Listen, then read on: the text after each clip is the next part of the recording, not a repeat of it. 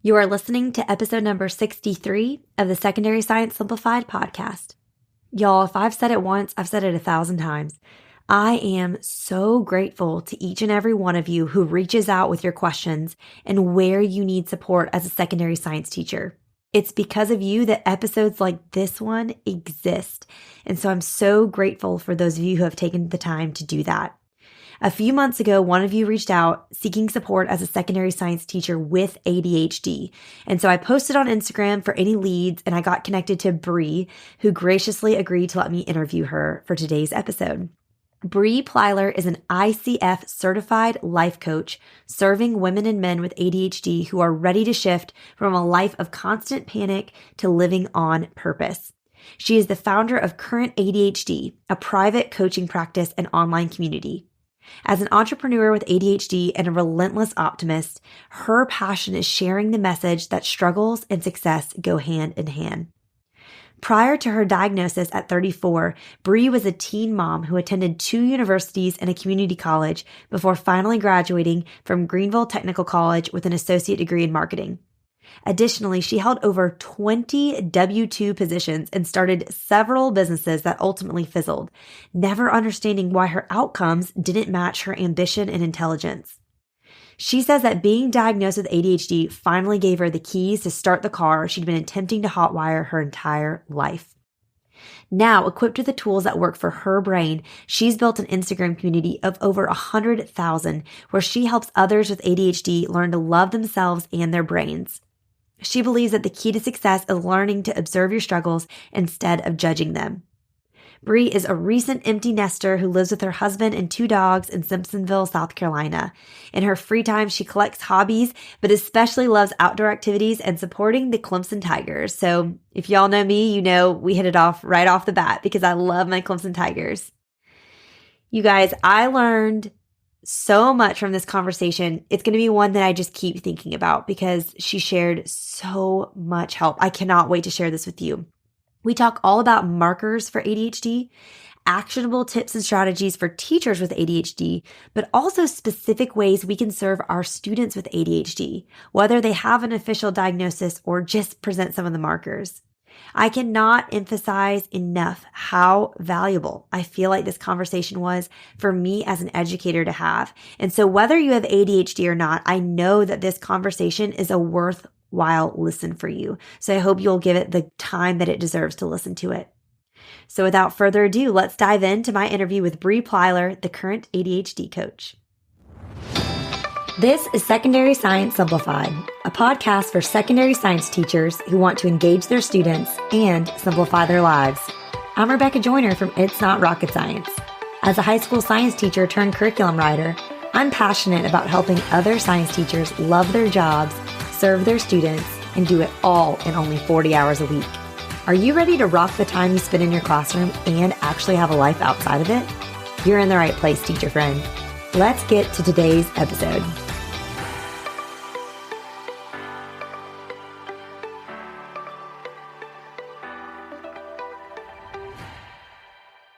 All right. Hi, Bri. How are you? I'm well. I hope you are. Thanks for having me. I'm so glad you're here. Okay. So I would love if you would just introduce yourself and kind of share your career history because you aren't a teacher, but there's a really specific reason why I wanted to have you on the podcast today. So why don't you just tell us kind of your background and then also kind of what led you to doing what you're doing now? Yeah. So my career history could be the entire podcast. So I'll spare you. I'll just say that prior to my ADHD diagnosis at 34, prior to being 30 years old, I held over 20 W-2 positions from the time I was 18 to the time I was 30. Yeah. I didn't know what was wrong with me, quote unquote, wrong with me. So I bounced all over the place. My educational background is in marketing, but I worked in retail and teaching outdoor school and all of the things. Ultimately, my husband and I started a company, and I helped him with our construction company with plans of going back to school to become a therapist. But my therapist said, I think you should be a coach. And I thought at the time, I was incorrect, but I thought that coaching was knockoff therapy. I thought it was people who wanted to be therapists but didn't want to go to school. So after my diagnosis, my husband and I both hired ADHD coaches. And then I learned more and enrolled in coaching school and started a business. Wow. Okay. So what led you when you were in your 30s, mid 30s, to reaching out and finding a diagnosis or seeing if you needed a diagnosis? Yeah, so ultimately, what pushed me over the edge, my daughter's stepmom was researching ADHD for her two younger boys.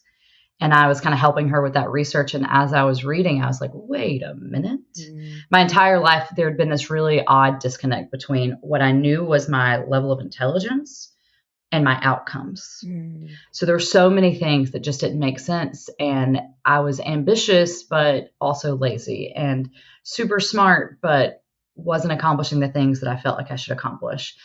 And so I'd been in therapy for a while, but no one had really picked up on it. And when I started doing this research and seeing how it presented in women, I was like, I need to look into this more. Mm. I mean, how frustrating of a feeling that must be. You're It was saying your exhausting. whole life, like knowing like this disconnect between what you know you're capable of and kind of what you're able, Yeah. like you said, your output. And so I'm so excited you're here. I reached out to you because I know you have experience working with teachers specifically, and you even said some secondary science teachers too, which I'm so excited about because I had a teacher reach out to me via email saying, "Hey, like, do you have any advice for a teacher like me who has ADHD and how I'm supposed to do this job?" And I was like, I have no clue. And so I, posted on the internet, like, someone help me, help her. And my friend Ashley connected us. And so that's why I'm so glad you're here because I just know there's going to be so many people listening who are going to hear what you're saying and be like, wait. Like, I feel like ADHD diagnoses, especially for women, is kind of like therapy now for us millennials. Like, no one was doing it 20 years Right. ago, but now we're Yep. all doing it. I saw a meme the other day that was like, I've apologized more to my children this morning than my parents have to me in my entire life. In your entire life. And I was like, wait, this is kind of true because therapy. All of that to say, I'm just glad you're here because I think this is going to be really, really helpful for a lot of people listening. And even if the people listening don't have ADHD, we all have students that do and have students like you that may not have a diagnosis, but we're like, we see what's happening here. Mm-hmm. And so maybe to help us, like, as we get started, what are some markers for a listener kind of to look out for? I know you mentioned some from your own experience, but Sure. maybe we can look at, to help us self-diagnose, but also maybe as we're looking at our students and we can kind of point out, oh, maybe this is what's happening here. I would say when you're looking at someone else, so when you're looking at your students, there's obviously the traditional, they can't sit still and they're constantly restless and fidgety or talkative. But I would say for those students that you look at and you feel compelled to say, they're so bright if they would just apply themselves, or they're just lazy if they would just pay attention, right? So those students that you maybe have passed judgment on, maybe second guess what might be causing that, because quite frankly, I'm in the camp, and this is probably my most controversial opinion. I don't think lazy is real. And if you think about, and that's something that we call ourselves too, like you spend your entire life thinking you're lazy, right? There's even a book called You Mean I'm Not Lazy, Crazy, or Stupid. But if you were lazy, you wouldn't be judging yourself for not doing the thing, right? Totally. That's such a good point. Okay, that is really helpful. I already feel like if I was going to get back in the classroom full time, I would approach it so much differently now as a parent. But now even just like thinking through that, I'm like, dang, I'm thinking of students right now in my head that I'm like, I bet this may have applied to them. Okay, so then what would you say then? Those are some markers. Do you think it's like one of these things that we should push our students to, or should we push ourselves to get an official diagnosis? Or do you think it's something that's like, you don't need to be official if you feel like this sounds like you? What kind of would your thoughts be there? Yeah. So specifically for personal story, if you have access to a diagnosis, I always recommend it because there are so many different conditions that can present in similar ways, right? So everything from mood disorders like depression or anxiety or bipolar disorder to complex PTSD, trauma that you experienced, or something more serious. I hate to even say it that way. Something more physical, right? Okay. So I always recommend folks pursue an official diagnosis if they have access to it, because you want to make sure that you're treating the correct root cause. And who would is that be something you would get from your like primary care physician? I always say start there because it's different depending where you are, not only in the world, but across the country.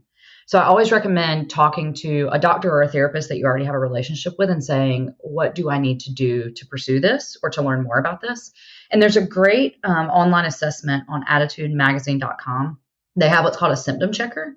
And it's really cool because it doesn't just ask ADHD specific questions. So it's not like leading questions, but it's called a symptom checker. And you kind of move through their questions. And at the end, it'll say, here are some conditions that you might want to look into.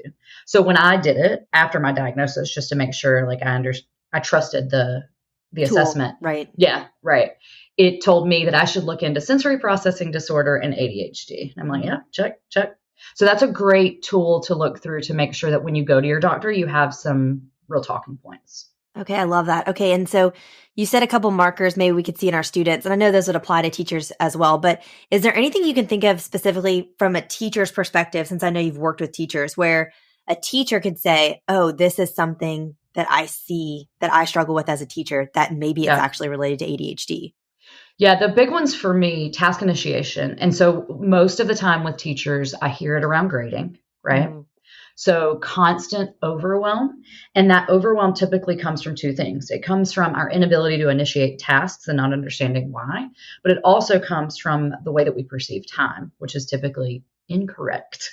Okay. So we look at a task, a project, really like grading. And because we perceive time really in now or not now, we believe that we have to do all of this grading right now. And so our brains lock down and it becomes overwhelming because we can't reconcile. I know I can't grade all these papers right now, so that means I don't have time. Mm. As opposed to just saying, I'll grade as many as I can in the next 10 minutes and see what happens. Right. Like your brain's not taking that next step. Absolutely. So we don't naturally prioritize. We don't naturally break projects down into tasks in a way that someone who's farsighted, their eyes don't naturally adjust to see the things, right? So they need an external tool. But what happens is we don't often recognize what it is that we don't do well. So overwhelmed, constantly feeling like you don't have time and struggling to initiate tasks. So if you've called yourself, I just procrastinate. Why do I procrastinate? I know I need to do it. I know I would be less stressed if I would just get it done, but I just keep procrastinating, right? That's a hallmark symptom. Wow, I'm so enlightened. I'm learning so much because I find this so interesting because I've always seen, I think about my husband, he is a dreamer and he's a big picture person. But so he doesn't do great with breaking things down into steps. I love a good spreadsheet. Give me a project, let me break it down into steps. He doesn't do good with that, but he doesn't feel overwhelmed. If he needed to sit down and do it, he could do it. It's just more like he's just constantly overflowing with ideas. But I think that differentiation, that word you said with the overwhelm, it's just too much. That's a really unique marker. Okay, so now, if those are some of the markers, and I'll definitely link that tool you mentioned for just kind of looking through those things. Sure. What would just be some strategies and really, really actionable tips for a teacher who has ADHD? And I'm just so thankful that I know you've coached so many different people, but I'm so grateful you have experience with teachers because I feel like we're an uncared for group of people. And we're such an important group of people because we raise the entire future generation in our classrooms. So help the teachers listening that may have ADHD who are listening or who maybe know they do. What are some things that they can do to help with that overwhelm? Yeah, the first thing that I would say is get comfortable asking the question, what is hard about this? Because in coaching, the key first step is evoking awareness, right? I'm not a consultant. I don't tell people what to do.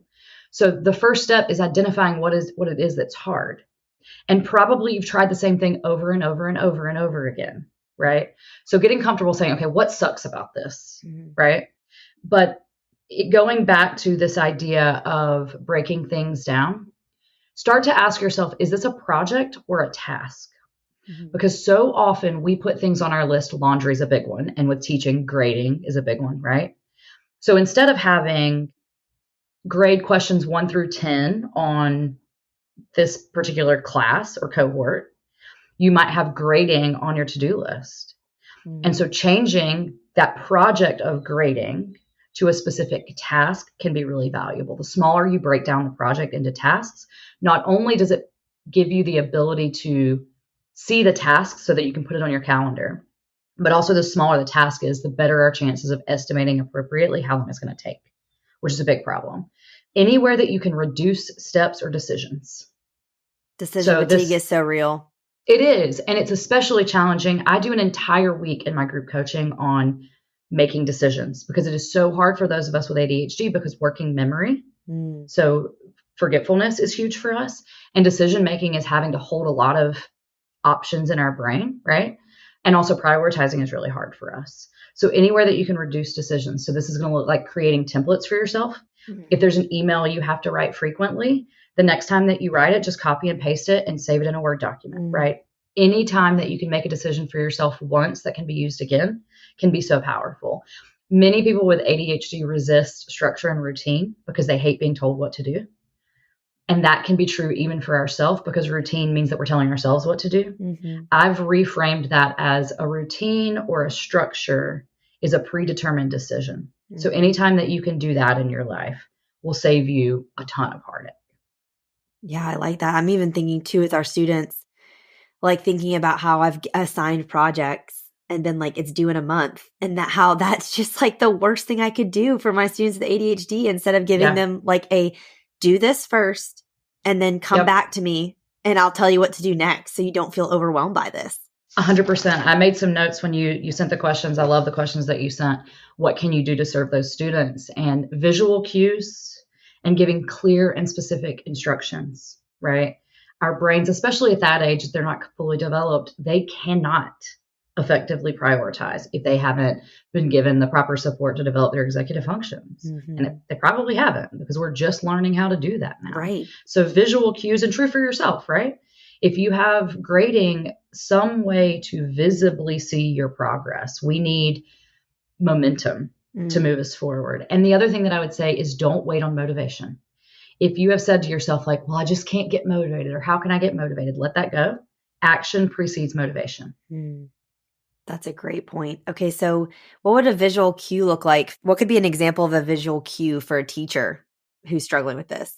Yeah, so the first thing that comes to mind is back to grading. If you have physical papers, I know that's not necessarily the way things are these days, but separating out 10 papers or 10 tests that you're going to grade, so that your brain doesn't shut down looking at the entire stack. Because you may say, I'm only going to grade 10 and that's all I have to do. But you see that entire stack and your brain's like, nope, I have to do it all.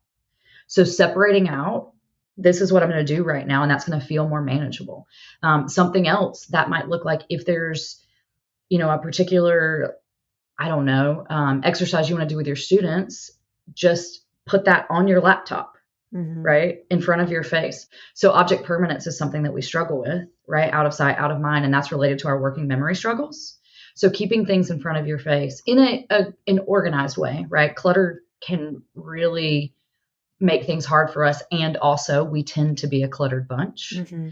So beginning to work on that, but keeping things in front of your face, using spiral notebooks or planners so that you can keep it open to today's date. If you make a list of things you want to do with your students, and then you close that notebook and stick it in your bag, you're probably going to forget that list exists. Yeah, I always had a visual agenda on my board of like what we're going to do, and I had it in bullet points, and it was for me to reference because I had 5 classes. I couldn't remember what we were doing. And so before I left for the day, like on a Monday before I left, I would write out Tuesday's agenda. And so then when I walked in, I could be like, okay, this is what we're doing. And one thing I always try to do, so you can tell me if this would be helpful or not, I always like to change up what we're doing in class like every 10 to 15 minutes. But is that helpful or harmful for someone with ADHD to be constantly transitioning? It's so hard to say. So transitions are really freaking hard for us. Yeah. And also so is being bored. Right. So it's tough. Another thing that I wrote down is asking your students, how can I support you? Right. And I know, especially in high school, you have so many students, so you can't ask them individually. I know what teachers are faced with, and I cannot imagine, but maybe just asking at the beginning of the year or check-ins, ask your classes, what would you need to learn this material better? Right. Or what support do you need? What feels hard about this, the way that we operate our classroom, maybe. Right.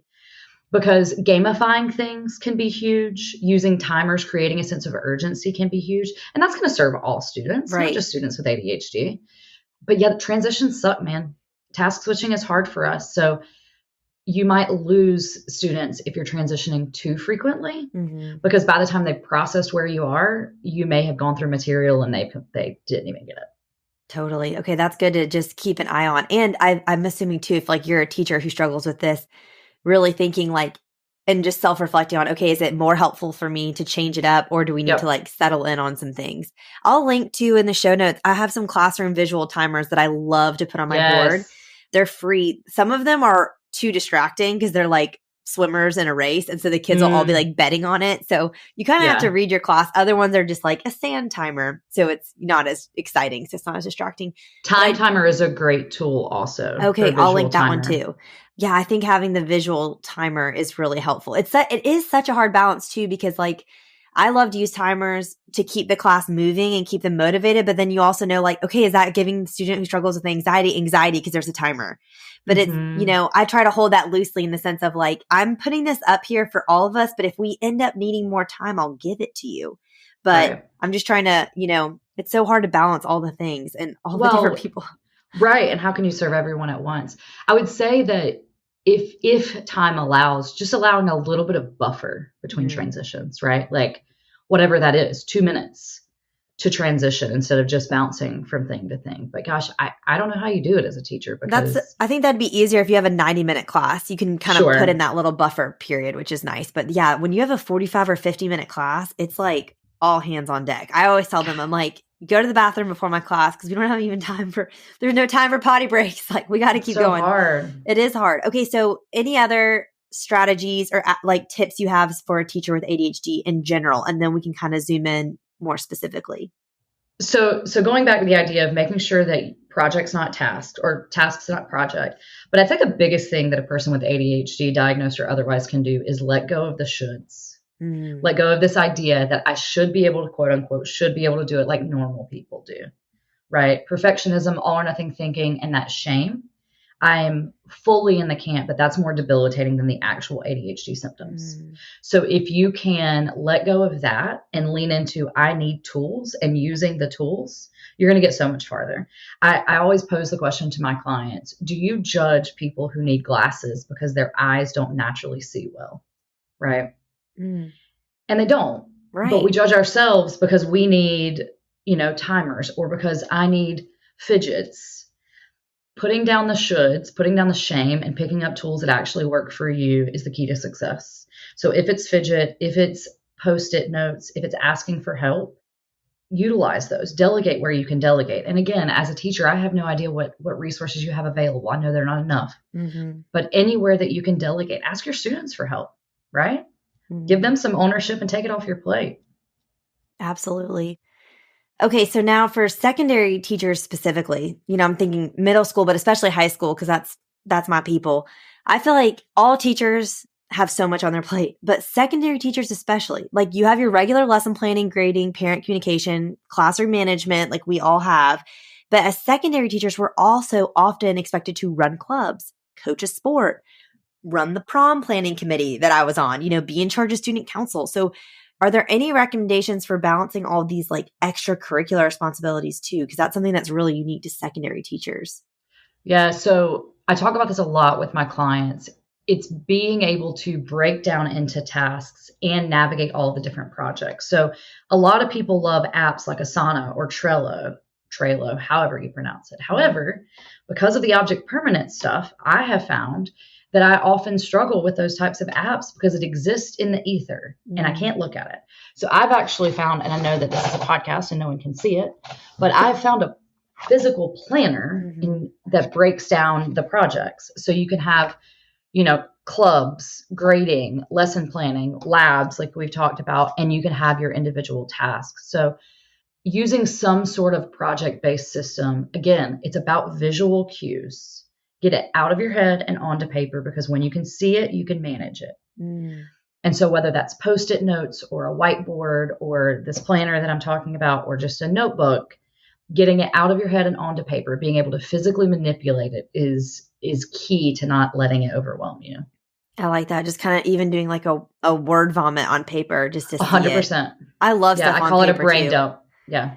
So many people have told me like I got to get on Asana or Monday or whatever, and I'm like, I got my little notepad here and it just works for me. I like to. It feels so good to cross it off with a pencil. Yes. Okay, so that's helpful. What about another thing, which would be even more specific? We're going to keep narrowing in. So an additional responsibility as a secondary science teacher is we have to plan, prep, and execute labs. And I think everyone would argue what's the hardest part, the planning, the prepping, whatever. I think it's the executing because, you're leading these people through something. You're also worried about their safety. You're having to run around and check on everybody. Like, are there any, specific recommendations for executing and managing labs? That's I feel overwhelmed by it as someone not diagnosed with ADHD. So I can't imagine what that would feel like. Yeah. So I'm going to sound like a broken record. Templates and visual cues. So don't reinvent the wheel at every lab. Don't add more on yourself by having to sit down and remember what are the safety things, right? What do I need to remember to share with the students? So create a template for the questions you want to ask, for the reminders that you want to give. And I know that might sound obvious, but I think we get in this loop again of like, oh, I should be able to remember that, or I've done this enough that I'll remember. A great example of that for me is when I send body doubling out to my clients, I just expect that I'm going to remember all of my clients. I'm not. I'm just not in that moment. Maybe 2 hours later, I'll be like, oh yeah. So just knowing that you're not going to remember and creating those tools ahead of time, and think about your sensory issues. So if having students in the lab is really overwhelming because it's too loud or it's too bright, there's a great tool called Loop earplugs. And so they are noise dampening.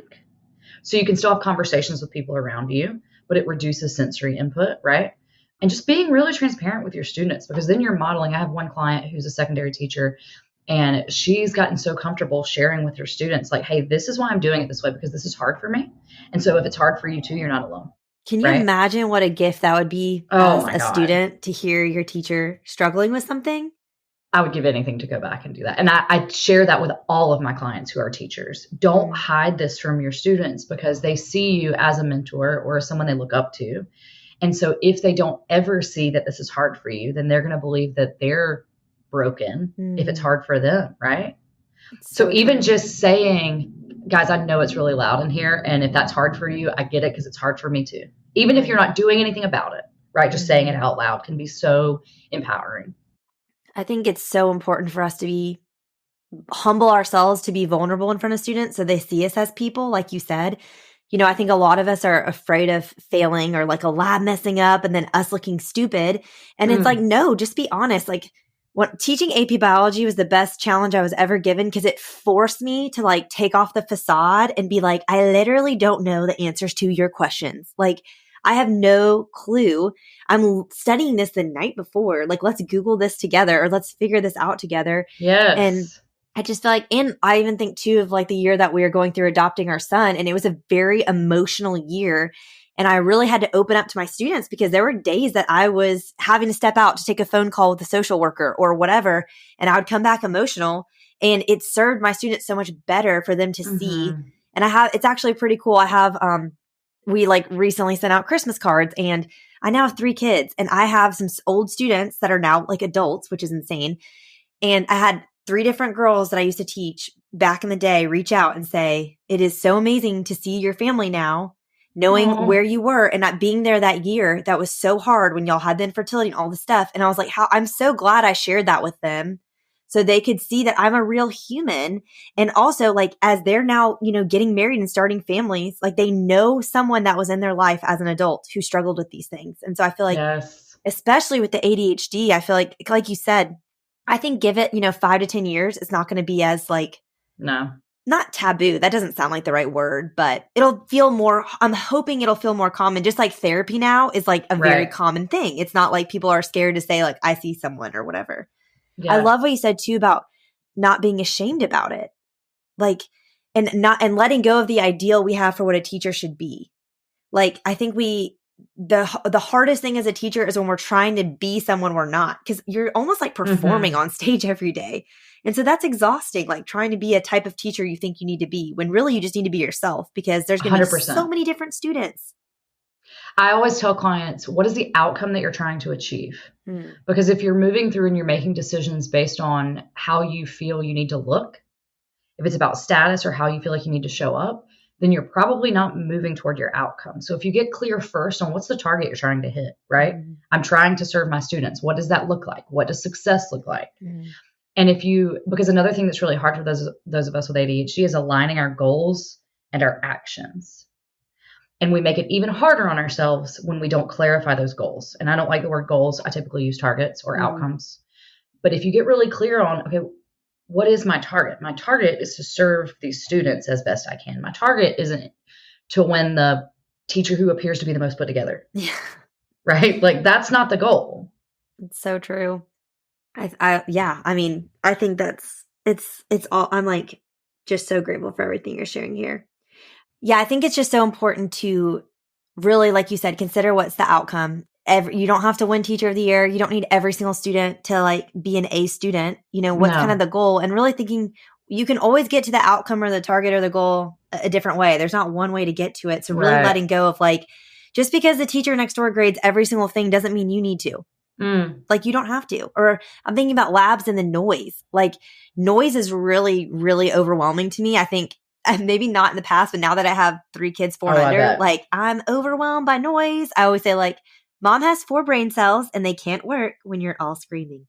But I'm thinking of labs, like even just dividing the groups in half and saying, okay, half of you get to do the lab today. The other half are going to work independently, and then we'll switch just to like decrease the level by 50%. And not only does that decrease the level, but it gives you an opportunity to have more meaningful conversations, right? Right. And so, yeah, maybe you get through half the labs in a year that you want, but you're going to get through them so much more meaningfully and like intentionally. And who cares? Like, they're not going to look back and be like, we only did 5 labs instead of 10, or, no one's going to know. So I really like that idea you said of really identifying your target or your outcome and then making a plan to get there, but like not feeling like it doesn't need to look how everyone else's plan looks. Nope. That's so important. And in addition to identifying your targets, then get clear on your barriers. So identifying what's hard, what's standing between you and your outcomes. Is it that it's too loud? Is it that you have too many things to grade? Is it that you are reinventing the wheel every time you give a test or create your lesson plans, right? So once you can identify what it is that's hard, then you can actually take action to make it different. So often we're just like, this sucks. This is so hard. I'm so overwhelmed. I need to fix it. But that's all so vague. There's no real action to take, right? You need a formula. And the formula is, this is hard because blank. And that blank tells you what action to take next to make it less hard. That's really helpful. Okay, so before I circle back on anything we can do for students, I had one more question specifically for the teachers who struggle with this. And that's another thing I think that's unique for secondary is so many of us are teaching 3 or more preps, and we're lesson planning for 3 more preps, and they're entirely different subjects. I feel like there's nothing similar about like necessarily like chemistry and, astronomy. I mean, I'm sure we can find some overlaps, but they're just so unique, and we're having to like study and prepare all these different subjects. It'd be like studying for a Spanish, German, and French class that you're teaching. It's a lot. So are there any tips maybe that are specific to lesson planning for all these different content areas? Yeah, I cannot imagine. I actually wrote down in my notes, I swear Rebecca didn't tell me to say this, outsource. Outsource whenever you can. When I first started my business, I was caught in this loop of I have to create everything, because if I don't create it, if it's not unique to me, then I don't get to use it. I'm not a teacher, and I have purchased things from Teachers Pay Teachers for my younger clients. And I know that that's not always an option, but find partnerships, right? Find other teachers who you can partner with. Use body doubling or co-working, right? And again, I'm going to go back to decisions and templates. Anything that you can do to reduce having to do the same thing again. And I know this sounds like a broken record, and I know it sounds so simple, but I guarantee there are teachers listening right now who start over every single time. And part of that is because maybe it hasn't occurred to you that that's what you're doing. And part of it may be that the idea of creating a template is overwhelming in itself. But instead of thinking like creating a template is a separate task, copy and paste. When you do something and think, ooh, I might use this again, create a space where you can save that thing, right? And again, don't try to do it alone. Community is critical when you have ADHD. Body doubling is this idea that like when you were a kid and you said, hey, come sit with me while I do my homework, or come sit with me while I clean my room. There is no shame in saying, come sit with me while I lesson plan, right? Come sit with me while I grade these papers. And you guys can work independently, but it's related to mirror neurons. Sit beside someone and it keeps you on task and it helps you move through things. And you set an intention. I'm going to grade 10 tests while we sit here together. I love that. And I mean, I agree. I think it's so many people feel like they shouldn't buy resources because it's part of being a teacher. I should be able to create all these things. And I'm like, no, there's a difference between a curriculum designer and a teacher. And I don't think I really realized that until I got my master's in curriculum design. And I learned so many things that I never learned in undergrad or in my teacher certification program. And I'm like, no one, like this is like a whole entire separate job.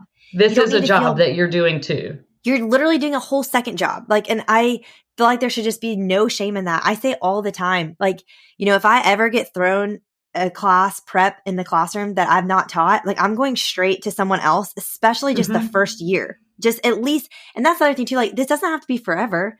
Like get started with someone else's things and like get used to kind of those other parts of your job. And then if you want, if lesson planning and curriculum design lights you up, perfect.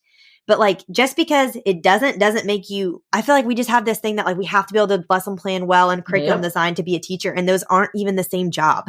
Like I always try to say, I'm doing all of this background work so you can actually focus on teaching because that's a whole separate thing from like writing a test or coming up with a lab. It's just different. And I think so often, and this is true in any career, but especially when you have ADHD, this idea that if I can do it, then I should. And those of us who were diagnosed later in life or didn't have the support earlier in life, we spend our entire life trying to prove that we're not lazy, to prove that we're capable and competent. And so outsourcing or delegating or asking for help can feel like it's furthering this narrative that we're not capable, right? And so that goes back to this idea of putting down the shame and saying, like, just because I can do something doesn't mean I have to. That is a good challenge for me too. I feel that way as a mom. Like I have to, because I can do all this stuff, I should do it and I have to. When it's like, you know, if even someone else can do it 70% as well as I can, that's still like a passing effort. So let's just accept that, you know? Yes. Okay. So any other tips for teachers before I ask you again about students? Yeah. I do have one more thing that I wrote down, and it goes back to visual cues. Get creative with how you name things just for yourself. It doesn't have to be for your classroom. So if it's the names of your classes, if it's your lessons plans, if it's specific aspects of your labs, almost personify them, right? Give them really, really ridiculous names because that's a tool in a memory tool for our brains. So if you get into the lab and you've named some specific piece of equipment, Oscar the Grouch, because it's your least favorite equipment in the room. Not only will that trigger your brain, oh yeah, I need to grab this thing so that you're not frantically always looking for something last minute, but it also just kind of takes some of the weight off. So creative names and personifying either emotions or things that you hate about your job can be a really valuable tool. Sounds silly, but try it. No, give me another example of that just so I can understand. Yeah. So I did have one client who struggled so much with grading that she ended up naming grading Gary, because saying that she was going to identify time to grade or schedule time to grade was so overwhelming for her that she started putting it on her calendar as hanging out with Gary. And that took away some of the weight. Yeah. So it took away some of the weight for her. So now grading wasn't this daunting, never-ending task or project. It was a standing hangout date with her friend named Gary. And so making it silly can take some of the weight off and it can make it just a little bit lighter. And I like thinking of it like you said, a standing date. Like Wednesdays are my standing date with Gary. This is the day I grade. And then like that deciding once of like, it's not like every day I'm like, oh, do I need to be spending time with Gary today? It's like, no, you decided that Wednesday's the day that you do that. Yeah. And so that's what we're going to do on Wednesday. That's 100%. Really helpful. Okay. So any last tips for, like we said, I know not every teacher listening has ADHD, but we all have students that do, whether they know it or not.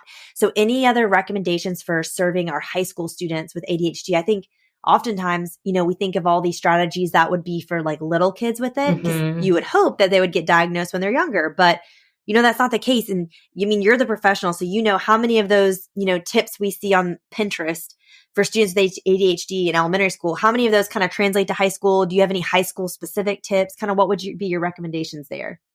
So there's a couple of things that I wrote down that I wanted to make sure that I emphasized. First, familiarize yourself with possible accommodations and be prepared to honor them. Because some of the accommodations may not make sense to you if you don't have ADHD, and you may feel like they're not necessary. Or you may see a student who's begun to thrive and be tempted to say, oh, they don't need these accommodations anymore. They're doing so well. Yes, they are doing well because they have their accommodations. Please don't take those away from them. The other thing is to don't shame someone, right? Going back to that thing that we said at the beginning. Try not to call someone lazy, right? Or use that language in the classroom.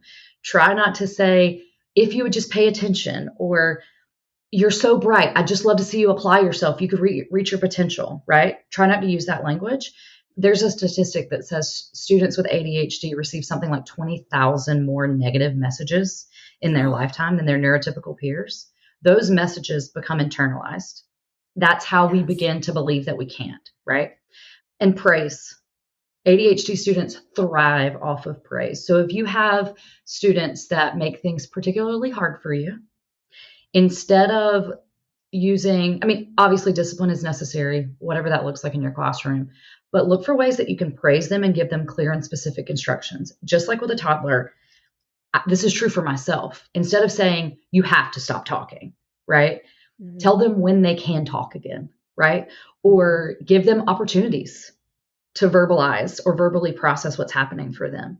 Or when you see them hold back, when they really want to talk, be like, hey, I saw that. I know how hard that was for you, right? And so if you really want to change things for those students, take an angle of praise and identifying their strengths, even if it's hard to find. I love that. I mean, that's a good challenge for me. My 3-year-old daughter has a lot of personality, and I feel like I got in the habit of the things that I was saying to her would be interpreted as her constantly hearing, I'm too much. And I don't want her to think she's too much. No. But at the same time, I do have to balance like my own sensory overload. And so I've tried to give her space, like, oh, your voice is so strong and loud. You can use it as loud as you want upstairs. But if you're going to be in this room with mommy and the baby, can you use a quieter voice like right now type thing? Because it is like you have to balance, honoring them and who they are and not putting these messages on them. But at the same time, you also have, especially, if you have your own things, you have your own like sensory needs and stuff. Yes. And so balancing that. But I like that idea of don't just tell them, stop talking. Say, hey, can you hold that thought until I'm done explaining the instructions? And then it's all you. Yep. Yeah. I had a teacher once, and so I adopted this.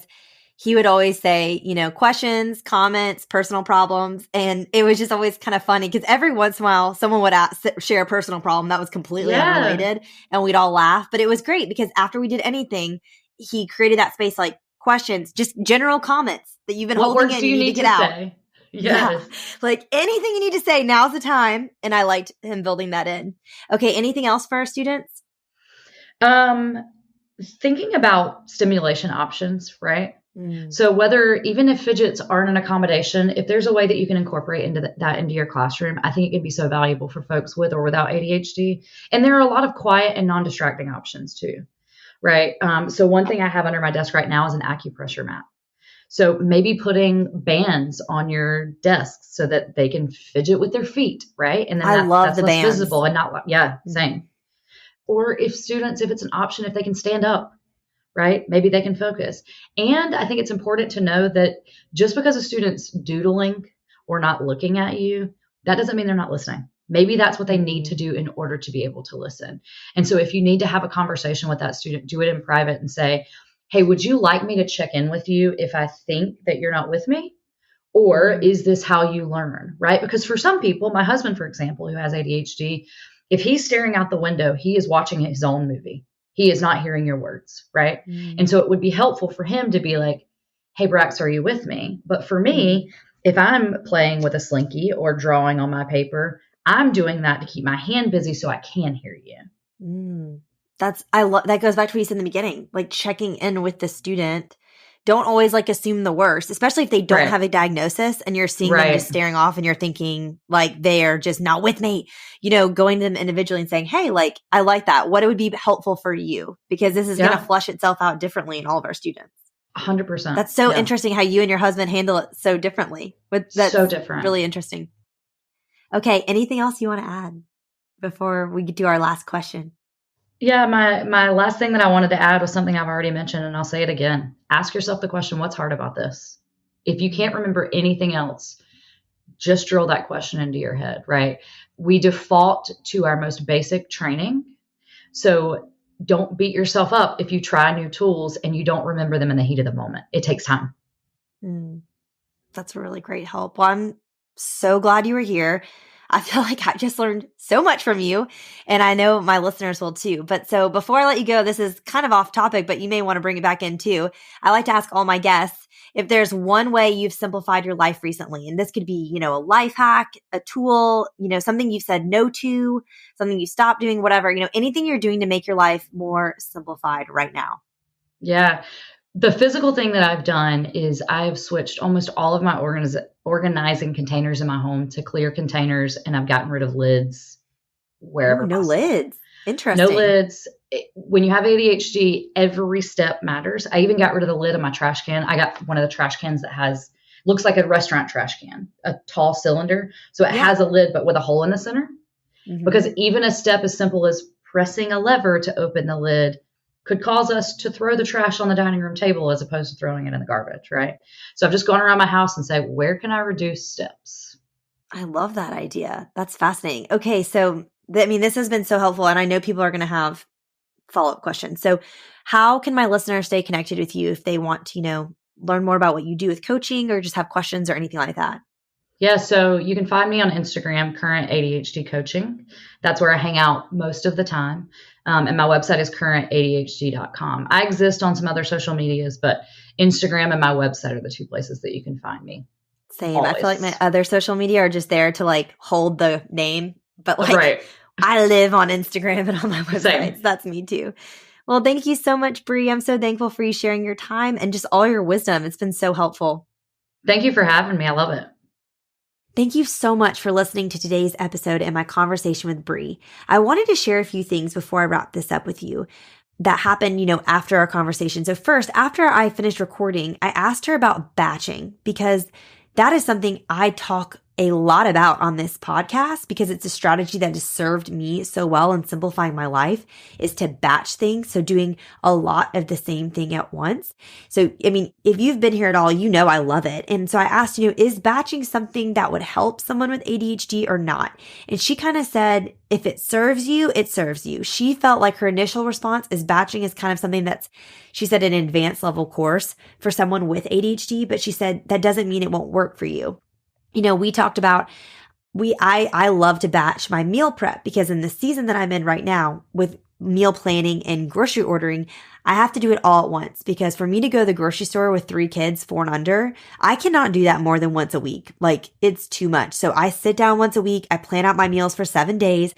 I make the grocery list. We go get it all. But for her in this season of her life, she can save money and do better meal planning if she goes, even if she has to go every day. She said that's better for her.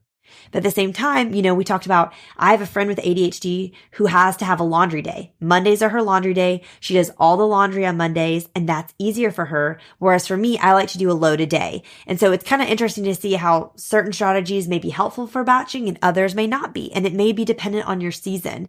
So she said, really, really consider if it serves you to batch it, like if it serves you to decide once that Mondays are your laundry day, that's the only day you do laundry. And then every other day that frees up that decision from you. Like you don't have to decide on Wednesday if you're going to do laundry because you're not, then go for it. But if it doesn't serve you, then don't do it. So you might have to do a little trial and error with that. So I just wanted to touch on that because I do talk about batching so much and I didn't know if that would be overwhelming or helpful for those of you out there listening who have ADHD. And then the last thing I wanted to say is I also polled my audience on Instagram and I asked, hey, if there's anyone out there with ADHD who's a teacher, what are some strategies that have helped you just to kind of bring in as many voices as possible to this conversation? because I really wanted to serve those of you who are listening. And so I'm just going to read out some of the things that I collected from y'all and your responses as to strategies that are helpful for you. And it's funny because so many of these are things that Bri said. So I'm just going to kind of reinforce those. So one thing that I think 50 people said is setting a timer for in-class activities, but also the tasks that you're doing outside of class for yourself. Because like Bri mentioned, the concept of time and having enough time can be really challenging with ADHD. So setting timers is extremely helpful. It's saying like, okay, I'm just going to do 10 minutes of this and see what happens. But then even when you're in class doing that as well. She said ADHD can cause you to hyper focus and not realize how much time has passed as well. And so that can be something that's really helpful when you're in the classroom, is to set those timers. And again, I'll link those visual timers that I referenced because they can be helpful for you and your students. A ton of you just emphasized staying organized and making lists. Like Bri said, taking things that feel like projects and dividing them up into tasks feels a lot less overwhelming.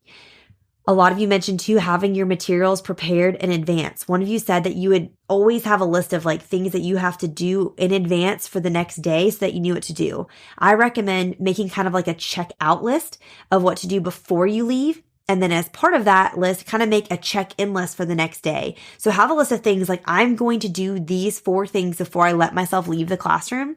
And then also putting a list on your laptop or whatever it is where you first go to when you first get to your classroom on your desk. That's like your check-in list. So when I get there the next morning saying, okay, these are the things I'm going to do next.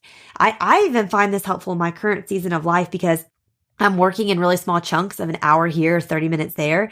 And so sometimes it can be hard for me to know when I sit back down at my desk, okay, like what do I need to do now? And so before I leave my desk, leaving a check-in list of, okay, this is what you're going to get started with right now. Having that visual cue Bri mentioned of like, okay, I'm going to go ahead and pull up the test that I need to be working on writing. So it's on my laptop. So when I open my laptop, that's the first visual cue I see. So kind of having things prepped in advance, having your checkout and check-in list can be really helpful. A lot of you really emphasize simplicity and sticking to a consistent routine and expectation with students, but also with yourself. So many of you said, don't be afraid to ask for help. Bri really emphasized outsourcing. And so don't be afraid to do that. Another one of you mentioned to help grade with tests. You have created standards-based grading rubrics, and it just has like a checkbox of your most common comments or errors. So that when you're grading something, you're not constantly having to restate the same thing. You can kind of just check, show all work or whatever it is. And then you can attach it to things that your students are turning in, like have them staple it in, or, you can attach it to tests as you send them back. It'll save you time, ink, and explaining over and over the same things that you might be saying. I love that idea. And that's something, if you make those kind of rubrics for your test questions, you could use those year after year. That's another thing Bri talked about, was having those templates. Another one of you really encouraged not sitting and grading, spreading out and walking as you do this. And I don't know if you all follow Michelle Brasso. She's Miss Brasso's Binder on Instagram. She does this all the time. If you go to her Instagram, I'm sure you'll see a bunch of, time-lapse videos of her doing this while she grades. And so I really think that's a great visual tool. I'll see if I can find one and link it in the show notes of Michelle doing this so you can see what this means of the stand-up and grading. Another one of you said making sure to clean your desk right before you leave for the day. That's really helpful so you don't walk in and just see clutter and feel overwhelmed. Deciding once on routines, like Bri said, having routines for yourself and your students, that goes along with how I'm always saying, decide on your procedures and teach those to your students. A lot of you said walking around and not sitting down can really help with kind of having something physical to do. A lot of you mentioned putting your task list, not just on paper, but on sticky notes.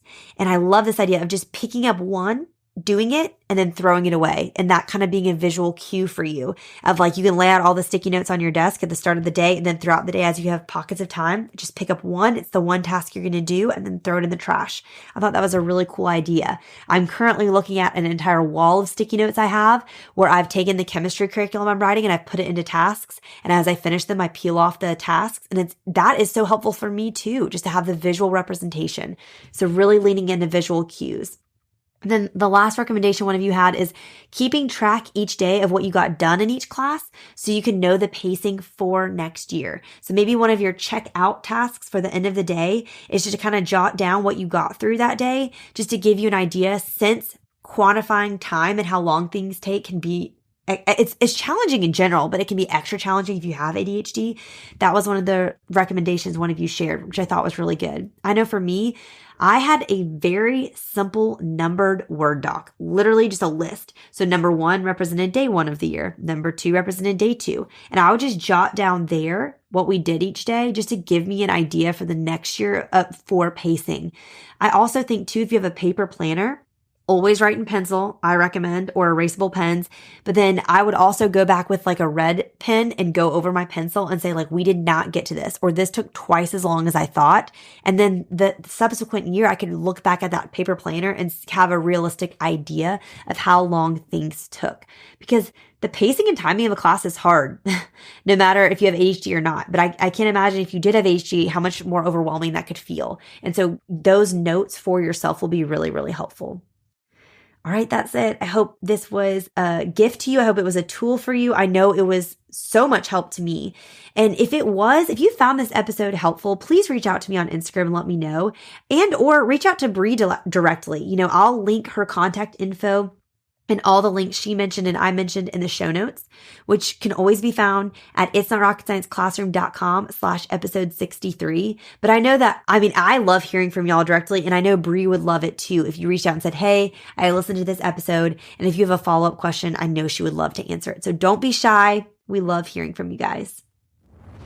All right, teacher friends, that wraps up today's episode.